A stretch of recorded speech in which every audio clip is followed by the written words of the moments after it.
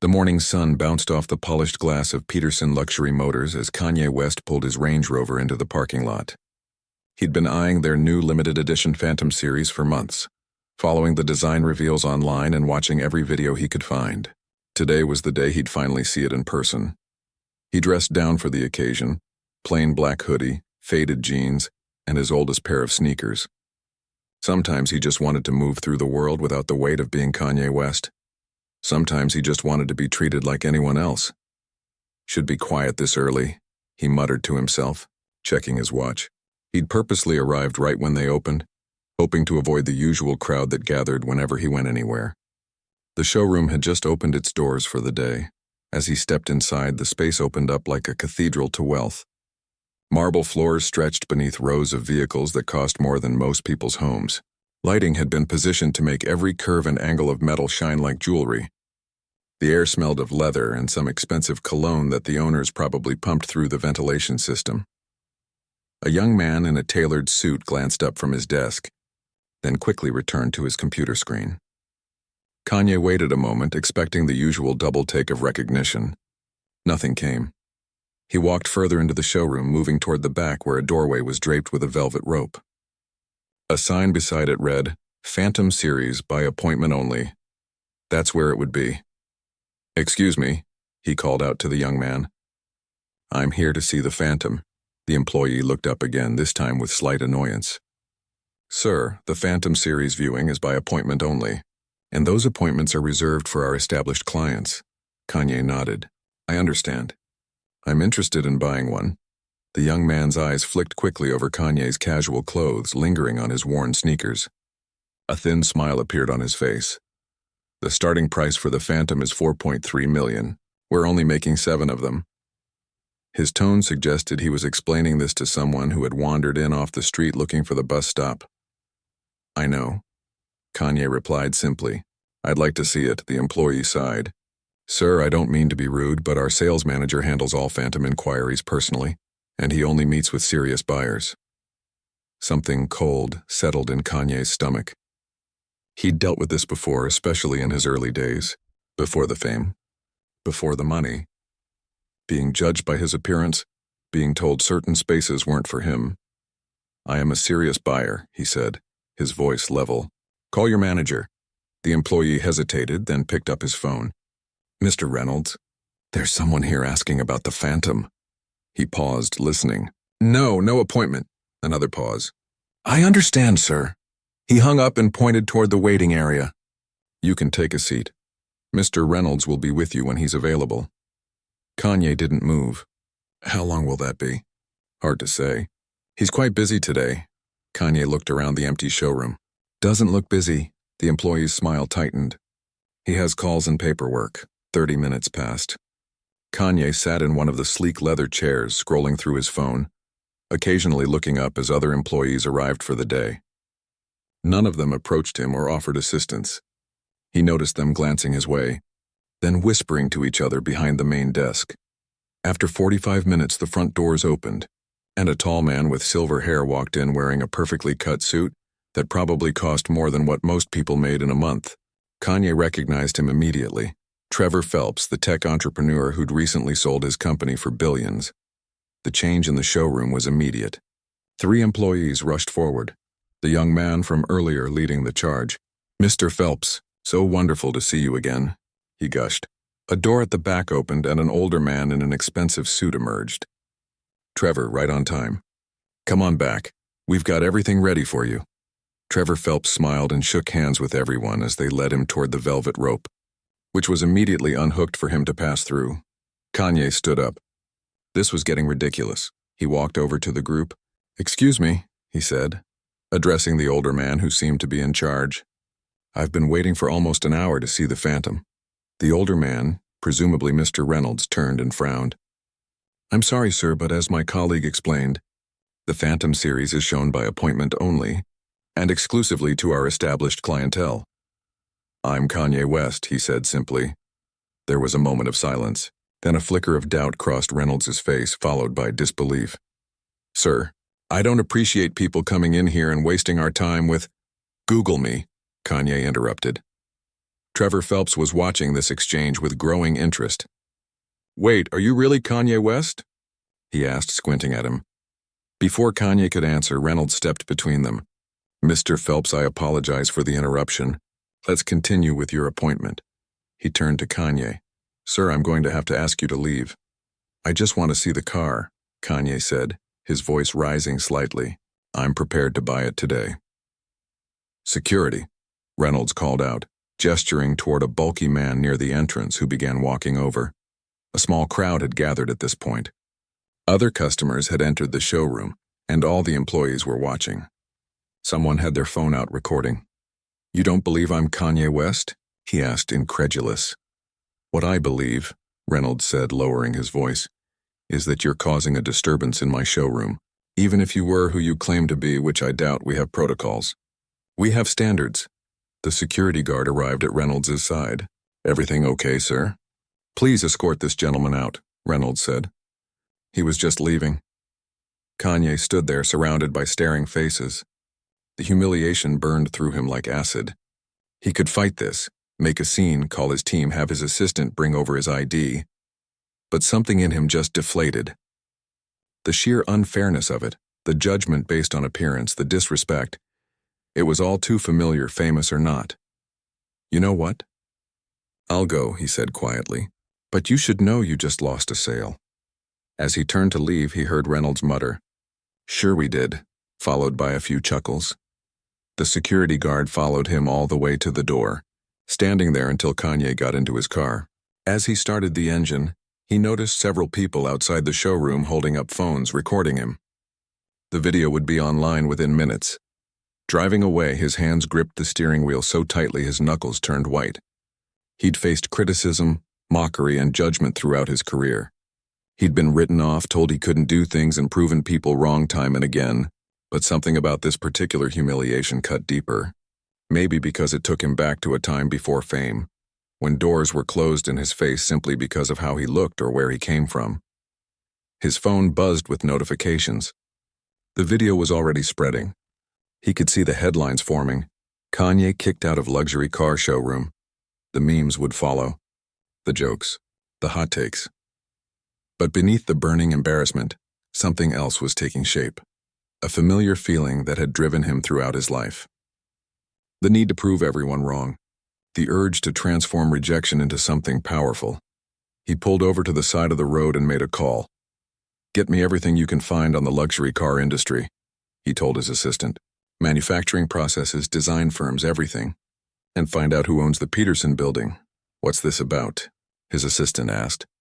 Kanye looked back in the direction of the showroom, his mind already racing with possibilities.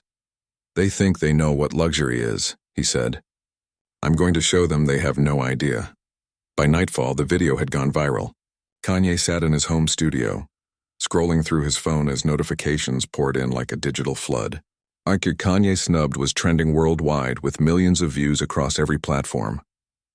"You shouldn't be looking at that stuff," said his friend Andre, who had rushed over as soon as he saw the news. "You know it only makes things worse." Kanye didn't respond, his eyes fixed on a news clip where a smirking host was saying, "Seems like even billionaires get carded sometimes." Footage emerged today of rapper Kanye West being escorted out of Peterson Luxury Motors after claiming to be, well, Kanye West. The clip cut to an interview with a so-called eyewitness, a woman who hadn't even been in the showroom, but was happy to give her version of events for the camera. He was yelling and making demands. Security had to step in before things got out of hand. "That's not what happened," Kanye muttered, tossing his phone aside. "They're twisting everything." Andre picked up the phone and turned it off. "That's why you need to step away from this." "Your team is handling it," but Kanye couldn't step away. The humiliation clung to him like a second skin. He'd built an empire, changed music forever, launched successful fashion lines, yet one video of him being dismissed like he was nothing had become the talk of the world. His publicist had been calling non-stop, pitching strategies to control the narrative. His lawyer wanted to sue the car company for discrimination. His manager suggested using it as publicity for his next album. None of them understood what this was really about. Around midnight, Peterson Luxury Motors finally released a statement. Peterson Luxury Motors prides itself on providing exceptional service to all clients. While we cannot comment on specific interactions, we take all customer experiences seriously and are reviewing the incident in question. We extend our apologies to Mr. West for any misunderstanding that may have occurred. The hollow corporate apology only added fuel to the fire. Comments online called it the non-apology of the year and too little, too late. Some defended the showroom, claiming Kanye must have done something to warrant being removed. Others pointed out the obvious. A black man in casual clothes wasn't recognized as belonging in a space designed for the ultra-wealthy. By morning, news vans had gathered outside Peterson Luxury Motors. The sales manager, Reynolds, gave a stiff interview claiming they had security, protocols, and that their staff couldn't be expected to recognize everyone who walks through the door. When asked if they would have treated Kanye differently had he been dressed in designer clothes, Reynolds stumbled through a non-answer about appropriate attire for the establishment. Kanye watched it all unfold from his home, where he'd been holed up since the incident. Friends called. Family checked in. Colleagues offered support, but he remained quiet, processing. You should make a statement, his publicist urged during yet another call. Get ahead of this narrative before it defines you. What narrative? Kanye asked. That you're playing the victim? That you expected special treatment? People are already spinning this a dozen different ways. Kanye hung up without responding. He didn't care about narratives. What bothered him wasn't what people were saying. It was the truth beneath it all. The moment had stripped away his fame, his achievements, his wealth, and revealed how easily he could still be dismissed. How fragile status really was. How hollow celebrity could be. 3 days after the incident, Kanye received an unexpected call from Trevor Phelps, the tech billionaire who had been ushered into the showroom while he was being thrown out. I hope you don't mind me reaching out, Phelps said. I got your number from a mutual friend. I wanted to apologize for what happened at Peterson's. You don't need to apologize, Kanye replied. You didn't do anything. That's exactly the problem, Phelps said. I was there. I saw how they treated you and I didn't say anything. I've been thinking about it ever since. Kanye hadn't expected this. Why are you calling me now? Because I think there's something bigger here than just one bad experience, Phelps said. These spaces, the luxury showrooms, the exclusive clubs, the VIP rooms, they're designed to make people feel special by making others feel excluded. I've benefited from that system, and I never questioned it until I watched it happen to someone like you. The conversation shifted something in Kanye. It wasn't about the car anymore. It wasn't even about being recognized.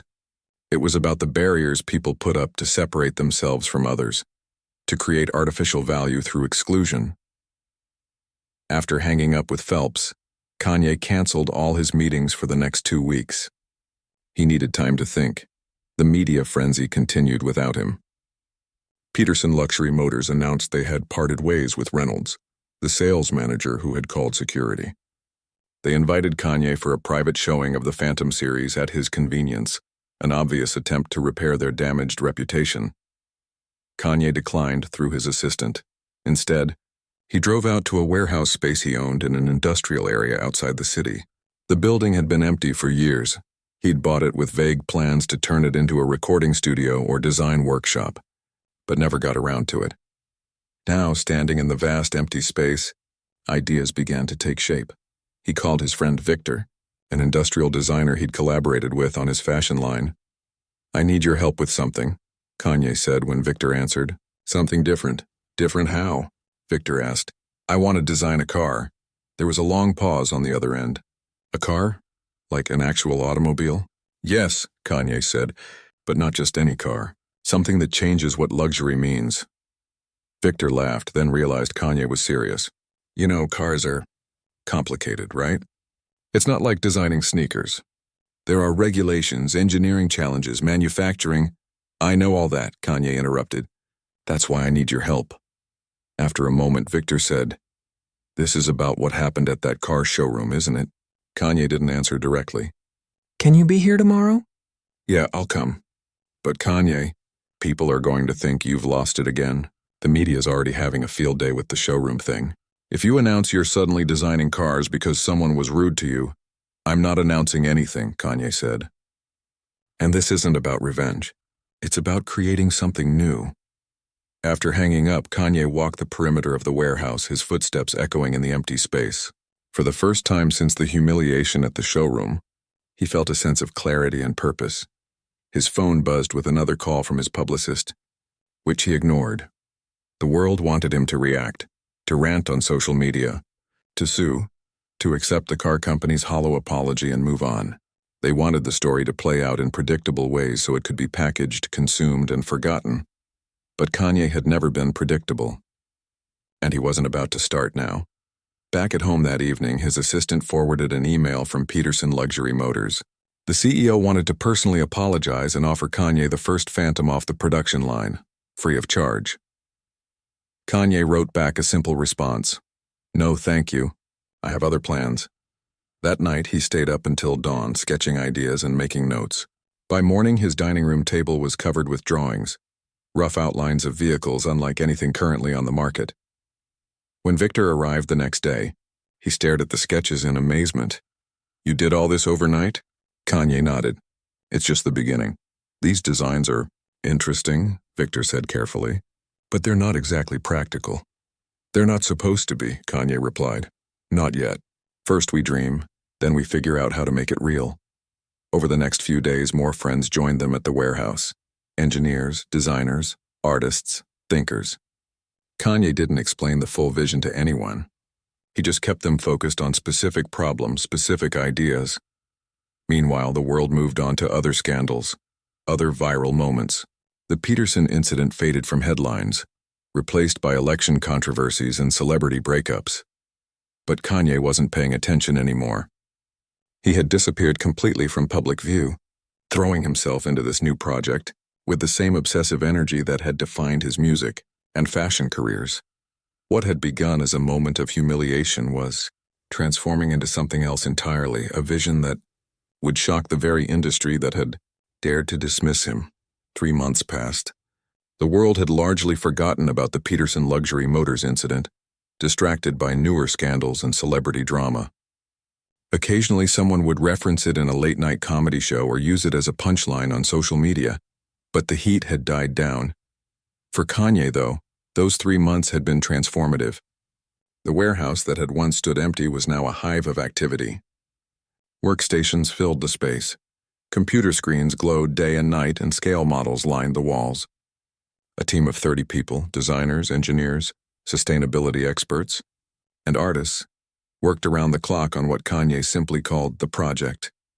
"I still think we should tell people what we're doing," said Victor one evening as they reviewed the latest designs. "The mystery is just making everyone speculate wildly." "Let them speculate," Kanye replied, studying a 3D model on the screen. "Once they know, they'll try to put it in a box, label it, limit it." The rumors were indeed growing. Music blogs wondered if Kanye was creating a new album in secret. Fashion insiders speculated about a revolutionary clothing line. Some even claimed he had suffered a breakdown after the showroom incident and had checked himself into a wellness retreat. None of them came close to the truth. "We've got a problem with the battery configuration," said Layla, their lead engineer, joining them at the workstation. Her eyes were tired, but her energy never seemed to fade. "The capacity is great, but the cooling system isn't keeping up." "What if we change the layout?" Kanye suggested, grabbing a stylus and sketching directly onto the screen. "Put the cells here, redirect the airflow." Layla studied his drawing. "That might actually work. Let me run some simulations." This had become the normal rhythm of their days. Problem, solution, refinement, next problem. Kanye was learning the language of automotive design, absorbing knowledge from his team while pushing them to think beyond conventional wisdom. "The traditional luxury car companies are stuck in the past," he told them during one late-night session. "They're selling exclusivity, not innovation. They want you to feel special because other people can't have what you have. But real luxury should be about experiencing something truly new, something that changes how you see the world." It was during one of these sessions that Trevor Phelps visited the warehouse. After their phone conversation months earlier, Phelps had kept in touch, intrigued by Kanye's vision. Now, walking through the space for the first time, he couldn't hide his amazement. "When you said you were designing a car, I thought it was just talk," Phelps admitted, examining a clay model of their latest design. A reaction to what happened. I didn't think you'd actually do it, Kanye smiled. People always underestimate how far I'll go.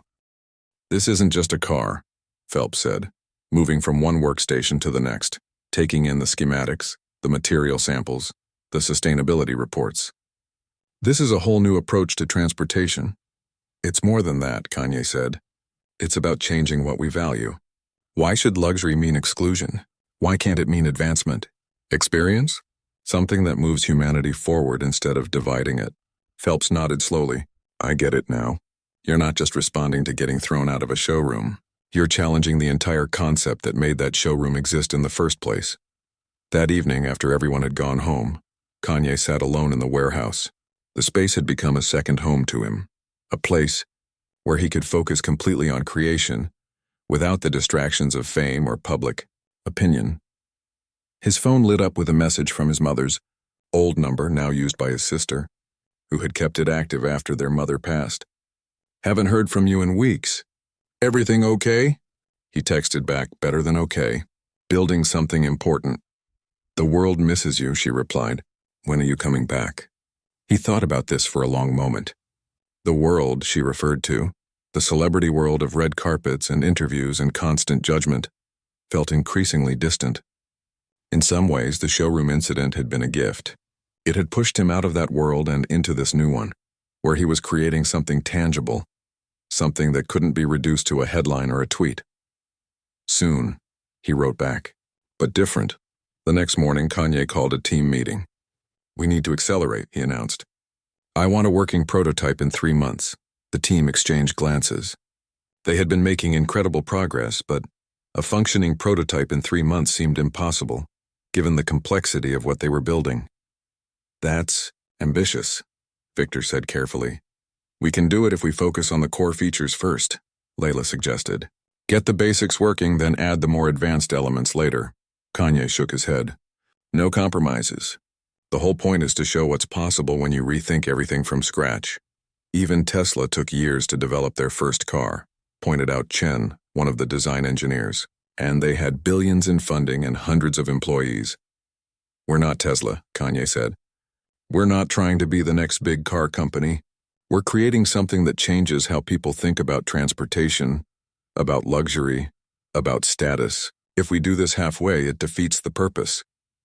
The team fell silent, considering the challenge. What if, began Dario, their materials specialist, we bring in more help? I know some people who would drop everything to work on something like this, and I could reach out to my contacts at the university, added Layla. Get some grad students in here to help with the testing and simulation work. Soon everyone was offering suggestions, their initial skepticism giving way to problem-solving mode. Kanye listened, nodding as the team built on each other's ideas, finding a path forward that seemed increasingly possible. This was what he loved most about the project, the collaborative energy, the sense that they were all pushing towards something bigger than themselves. It reminded him of his early days in music, before fame complicated everything. As the meeting broke up and everyone returned to their stations with renewed purpose, Victor lingered behind. When we started this, I thought it was just about proving those showroom people wrong, he said.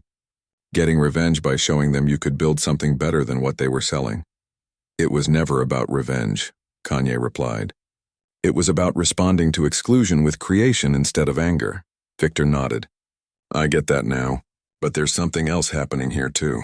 I haven't seen you this grounded in years. It's like you've found something that connects you back to who you really are. Kanye didn't respond immediately. Victor had known him long enough to see past the public persona, to recognize the changes in him over the years, the ups and downs, the brilliance and the struggles. Making music became complicated, Kanye finally said. Too many expectations, too many voices in my head. But this, he gestured around the warehouse, this is pure.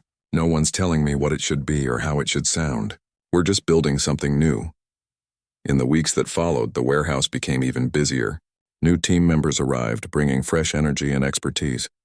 The prototype began to take physical form, not just in models and renderings, but in actual components being assembled in the center of the space. Kanye remained deeply involved in every aspect, from the curve of the body panels to the feel of the interior materials to the user interface of the onboard systems. But he also stepped back when needed, trusting his team to solve problems in their areas of expertise. One evening, as he was leaving the warehouse, he noticed a sleek black car parked across the street. Something about it caught his attention. The tinted windows, the way it was positioned with a clear view of their entrance. The next day, the same car was there again. And the day after? "I think we're being watched," he told Victor. "Car company spies, maybe?" Victor looked concerned. "Should we increase security?" Kanye thought about it, then shook his head. "No, let them watch. They won't understand what they're seeing anyway. They're looking for a car. We're building something much bigger than that." But as their prototype neared completion, Kanye knew they couldn't remain in the shadows much longer. The time was coming when they would need to reveal what they had created, not just to the industry but to the world. "We need to plan the unveiling," he told the team, "something that tells the full story of what we're doing here." As they brainstormed ideas for the event, Kanye felt a familiar mix of excitement and anxiety. He had introduced new ideas to the world before, through music, through fashion, but never something as tangible and ambitious as this. "Whatever we do," he said, "it needs to be more than just showing off a car. It needs to challenge how people think about luxury, about status, about what we value as a society." The team nodded in agreement.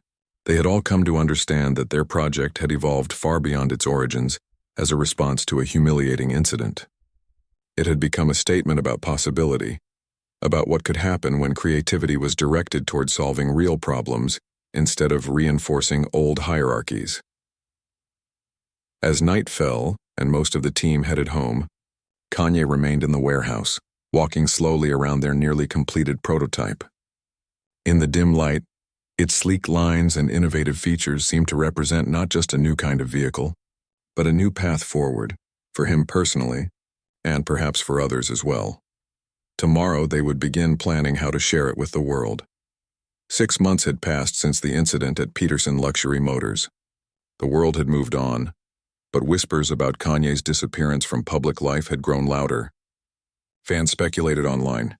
Industry insiders traded rumors. The media occasionally ran stories with headlines like, "Where is Kanye West?" and "Has the showroom snub ended a career?" They were all about to get their answer. On a crisp Monday morning, select journalists, automotive industry leaders, tech innovators, and cultural figures received an unusual invitation. No fancy letterhead, no elaborate design, just a simple black card with white text that read, "The future isn't exclusive. It's extraordinary. Join us for a revelation. Friday, 8 p.m. The Warehouse District, Building 7. At the bottom, in smaller text, "From Kanye West." The response was immediate. Social media exploded with photos of the invitation. News outlets tried to get comments from Kanye's representatives. Speculation ran wild about what the event might be. A new album drop, a fashion show, a performance art piece addressing the infamous showroom incident. No one guessed the truth. "They're calling it the most mysterious invitation of the year," Victor told Kanye, showing him the online coverage. "Tickets are supposedly being resold for thousands of dollars." Kanye smiled. "There are no tickets, just the invitations. Should we be worried about security? What if more people show up than we're expecting?"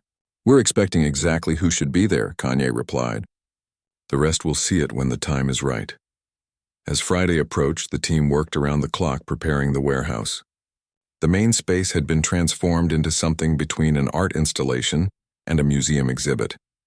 A journey through transportation history that would lead visitors to their creation. "Nervous?" Layla asked Kanye on Thursday night as they finalized the last details. He thought about it. "No, for once I'm not worried about how people will react. This isn't about me anymore. It's about the idea." On Friday evening, black SUVs began arriving at the warehouse district. Celebrities stepped out alongside tech entrepreneurs, automotive engineers next to fashion designers. Camera crews gathered outside but were not permitted entry, another unusual choice that only heightened the mystery. Inside, guests were greeted by large photographs showing transportation through the ages, from horse-drawn carriages to early automobiles, from mid-century American cars to modern supercars. Each image was paired with a simple question projected on the wall beside it. What is luxury? Who decides value? Why do we separate rather than connect? The lighting was dim, with a path marked by soft blue lights along the floor. Quiet ambient music played as attendees moved through the space. Conversations hushed as curiosity built. Reynolds, the former sales manager from Peterson Luxury Motors who had called security on Kanye, was among the guests. After the incident went viral, he had been fired but quickly hired by a competing luxury dealership. Now he walked through the exhibition with growing confusion, recognizing Kanye's hand in this but not understanding the purpose. At the far end of the warehouse, a large curtain hung from ceiling to floor. As 8:30 p.m. approached, the crowd gathered in front of it, the anticipation palpable. At exactly 8:30, the music faded. The lights dimmed further. Then a single spotlight illuminated a small stage to the right of the curtain. Kanye walked out, dressed simply in black jeans and a plain white t-shirt, not unlike what he'd worn to the showroom that day. The crowd fell silent. "Thank you all for coming," Kanye began, his voice steady and clear. "6 months ago, I walked into a luxury car showroom dressed like this. I was ignored, then dismissed, then escorted out by security because I didn't look like I belonged there." He paused, letting the memory of that viral moment hang in the air. "My first instinct was anger. My second was to prove them wrong. But then I started thinking about what luxury really means, and why we've defined it as something exclusive, something that separates people, rather than bringing them together." He gestured to the curtain behind him. True innovation doesn't come from making small improvements to what already exists. It comes from questioning the fundamental assumptions we've been living with. Why should the most advanced technology only be available to the few? Why should sustainable design be a premium feature rather than a baseline requirement? Why should beauty and function be reserved for those who already have everything? The crowd was completely still, captivated. Tonight isn't about a car. It's about a new way of thinking, a new definition of luxury, one based on experience, advancement, and possibility rather than exclusivity and status. He nodded to someone off stage, and the curtain began to rise. As it lifted, soft lights gradually illuminated what lay behind it. Not just one vehicle, but 3. They shared a design language unlike anything on the market. Sleek, sculptural forms that seemed to flow rather than stand still even when stationary. But each was distinctly different in size and purpose. The crowd gasped, then burst into applause. Kanye waited for the noise to die down before continuing. "We call this the Flow Series. 3 vehicles designed around a single principle. That movement should be beautiful, sustainable, and accessible to everyone." He walked toward the first vehicle, a compact design that somehow managed to look both practical and breathtaking. The Flow Urban is built for city life, fully electric with a range of 400 miles, materials that are 90% recyclable, an interior that adapts to how you use the space, and a price point comparable to a mid-range conventional car. He moved to the second vehicle, slightly larger with a more muscular stance. The Flow Journey is designed for exploration. Same sustainable approach, same beautiful design language, but configured for those who want to move beyond city limits. Not an SUV in the traditional sense, but a new category that offers versatility without excess. Finally, he approached the third vehicle, the most striking of all, with a low, elegant profile that suggested both speed and luxury. And this is the Flow Vision, our flagship, the performance and presence of a supercar, but with next-generation technology that makes it not just fast, but intelligent, responsive not just to the road, but to its environment and its occupants. He turned back to face the audience. But here's what makes these truly different. They're not just concepts. They're not just dreams. The first production models roll out next year, and they're being built right here in Detroit, creating jobs in communities that have been left behind by the traditional auto industry. The crowd erupted again, this time with even more enthusiasm. Industry experts in the audience were already on their phones, undoubtedly reporting to their companies about what they were witnessing. As the applause continued, Kanye noticed Reynolds, the former sales manager, standing near the back with his mouth slightly open in shock. Their eyes met briefly, but Kanye felt no need to acknowledge him further. This wasn't about revenge anymore, it was about something much bigger. These vehicles represent more than just new products. Kanye continued when the noise died down. They represent a new approach, one where design serves humanity rather than status, where technology enhances experience rather than creating barriers. where luxury is defined by how something makes you feel, not by how it makes others feel about you. He gestured to the team who had been working with him, inviting them to join him on stage. They filed out: engineers, designers, material specialists, software developers, a diverse group united by a shared vision. None of this would exist without these people, Kanye said. They took a crazy idea and made it real. They questioned every assumption. They pushed past every limitation. And they did it not because they were told to, but because they believed in creating something meaningful. As the team stood beside him, Trevor Phelps stepped forward from the audience. "I believe in this vision," Phelps announced, "which is why my investment firm is committing $1 billion to bring the Flow series to market." Another wave of surprise rippled through the crowd. This wasn't just a statement or a concept car. This was a real business with serious backing. Over the next hour, guests were invited to examine the vehicles up close. The team answered technical questions. Kanye moved through the crowd, not as a celebrity but as the visionary behind a revolutionary approach to transportation. Automotive journalists who had come, expecting a publicity stunt, found themselves frantically taking notes about battery technology and sustainable materials. Fashion influencers who had anticipated a clothing line discovered a new appreciation for industrial design. Tech leaders who had seen countless revolutionary products recognized something genuinely new. As the evening wound down, Victor found Kanye standing off to the side, watching as people circled the Flow vision. "So," Victor said, "still think we should have kept it secret?" Kanye laughed. The secrecy served its purpose. It gave us space to create without outside voices telling us what was possible. And now we show the world what happens when you respond to exclusion with creation instead of destruction. As the last guests departed, Kanye remained in the warehouse, walking slowly around the vehicles they had created. They were more than machines. They were a statement about possibility, about what could happen when creativity was directed towards solving real problems instead of reinforcing old hierarchies. Tomorrow, the story would be everywhere. The coverage would focus on the technical innovations, the business potential, the star-studded unveiling. But for Kanye, the true success wasn't in the headlines or the investment or even the vehicles themselves. It was in transforming a moment of humiliation into a catalyst for something meaningful. Something that might actually change how people thought about luxury, about status, about value. As he turned out the lights and prepared to leave, he knew that what they had started here was just the beginning. The morning after the unveiling, Kanye woke to a world that had been transformed overnight. His phone buzzed nonstop with notifications. Every news channel was covering the Flow series reveal. A Kanye revolution was trending worldwide. "You've broken the internet again," Andre told him over the phone. "But differently this time. The business news is covering you alongside the entertainment sites. Auto magazines are calling it the most significant industry disruption in decades."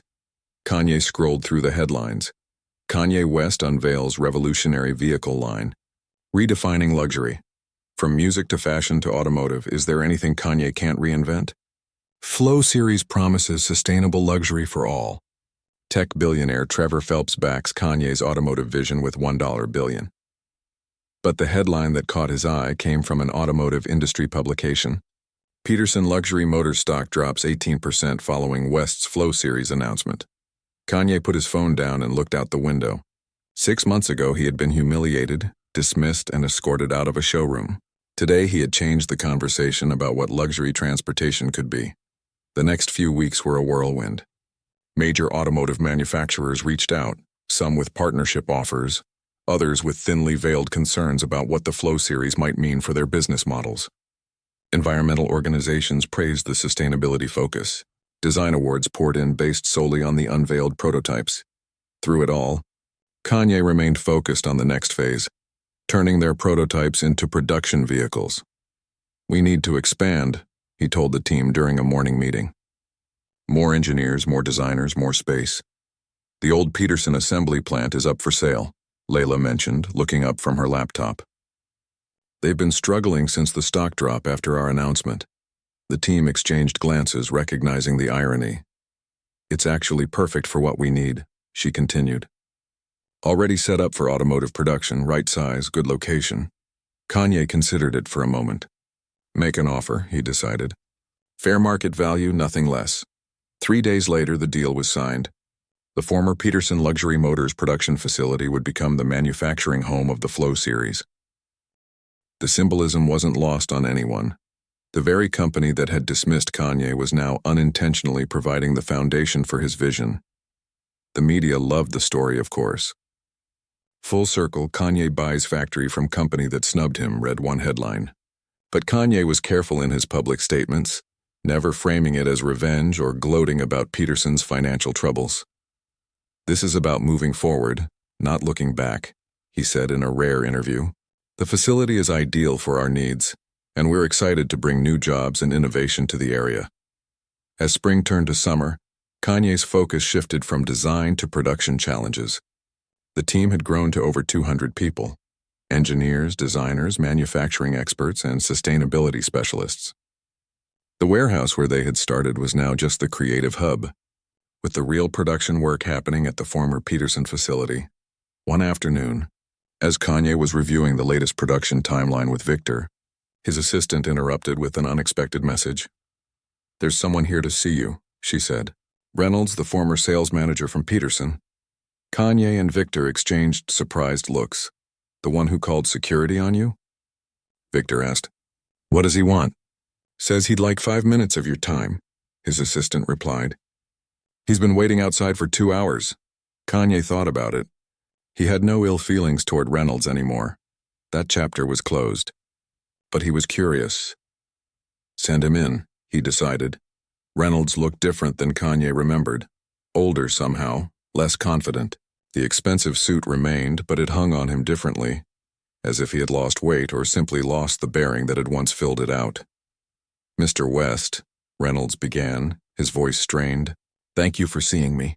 Kanye nodded but didn't speak. "I won't take much of your time," Reynolds continued. I wanted to apologize in person. Not for the cameras, not for publicity, just man to man." The sincerity in his voice was unexpected. "What happened that day," Reynolds went on, "it wasn't just about not recognizing you. It was about assumptions I made based on how you were dressed, how you carried yourself. It was wrong. And it cost me my job, my reputation, but more importantly, it made me question who I've become in this industry." Kanye studied him for a moment before responding. "I appreciate you coming here. But this isn't just about what happened to me. It's about a system that judges people based on appearances, that creates artificial scarcity to make some people feel special and others feel excluded." Reynolds nodded. "I know. I was part of that system for 20 years. I believed in it. Until I saw what you've created here." He gestured around them. "You've changed how people think about luxury, about value. And in the process, you've made me question everything I thought I knew about this business." There was an awkward silence before Reynolds spoke again. "I'm not asking for a job or a second chance. I just wanted you to know that what you're doing here, it's important, and I'm sorry I was on the wrong side of it." After Reynolds left, Victor looked at Kanye. "That was unexpected." Kanye nodded, thoughtful. "People can change. That's the whole point of what we're doing. Changing how people think." As production of the first Flow vehicles began, Kanye made another unexpected decision. He announced that the initial production run would include a special education program, bringing in students from underfunded schools to learn about design, engineering, and sustainable manufacturing. "The future of transportation shouldn't just be about creating new vehicles," he explained at the program launch. "It should be about creating new opportunities, new ways of thinking, new paths forward for people who've been left out of these industries." The program quickly became as talked about as the vehicles themselves. Students who had never considered careers in automotive design or engineering found themselves working alongside industry veterans, contributing real ideas to the Flow series. One of those students was Dion, a 16-year-old from Kanye's old neighborhood, who had shown exceptional talent for material science. During a design review, Dion suggested a modification to the interior fabrics that would make them even more sustainable while improving durability. "This kid's a genius," Layla told Kanye after testing confirmed Dion's idea worked. "We need to hire him full-time when he graduates." "Better idea," Kanye replied. "Let's create a scholarship program. Pay for his education, guarantee him a job, and find more students like him. By the time the first production model of the Flow Urban rolled off the assembly line, the company Kanye had founded, now officially named Forward Motion, had become more than just an automotive manufacturer. It was a movement, challenging not just how cars were made but who made them and who they were made for. On the day of the first customer delivery, Kanye stood with his team watching as people who had pre-ordered the vehicles arrived at the showroom, a space designed to be welcoming and accessible to everyone, with no velvet ropes or artificial barriers.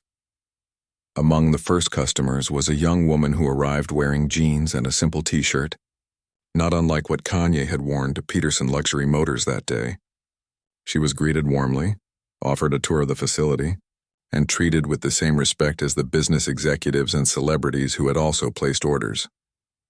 As she received her keys and drove off in her new Flow Urban, Kanye felt a sense of completion. The circle that had begun with rejection had transformed into something much larger than revenge or vindication. Later that evening, as the team celebrated their successful launch, Trevor Phelps raised a toast. To Kanye, he said, who turned a moment of humiliation into a movement that's changing an entire industry. Kanye shook his head. To all of us, he corrected, and to responding to exclusion with creation instead of destruction. As the celebration continued around him, Kanye stepped outside for a moment of quiet reflection. The night was clear, the stars visible despite the city lights.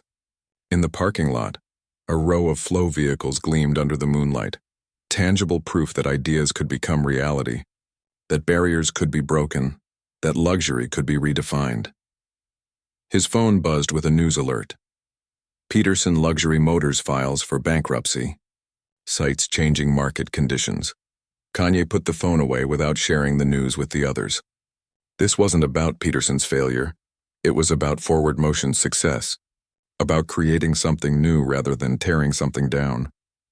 1 year after being humiliated and escorted out of a luxury car showroom, Kanye West had not just proven his critics wrong, he had changed the conversation entirely. He had transformed a personal setback into an opportunity to question fundamental assumptions about value, status, and belonging. As he rejoined the celebration inside, he caught snippets of conversation about future models, new sustainability initiatives, expansion of the education program. The vision was growing beyond him now, taking on a life of its own. And that, Kanye realized, was the true luxury, not owning something exclusive but creating something inclusive. Not being admitted to spaces designed to keep others out, but building new spaces where everyone could belong. The humiliation that had once burned through him like acid had been transformed into something powerful and positive, not just for him, but for everyone touched by what he and his team had created. In the end, the comeback that shocked the world wasn't about proving he belonged in that showroom. It was about creating something so much better that the showroom itself became irrelevant.